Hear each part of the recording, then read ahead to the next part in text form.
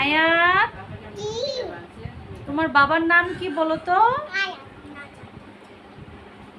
আম্মুর নাম? আব্বুর নাম? বাবার নাম কি? জাকির। জাকির খান। আর আয়াত? আয়াত কার নাম?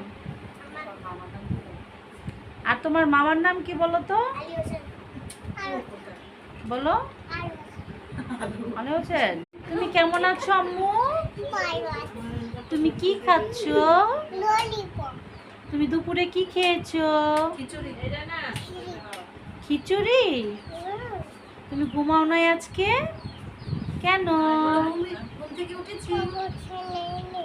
হ্যাঁ, ঘুরতে যাবো জন্য ঘুরতে যাবে? নাচো তো একটু দেখি।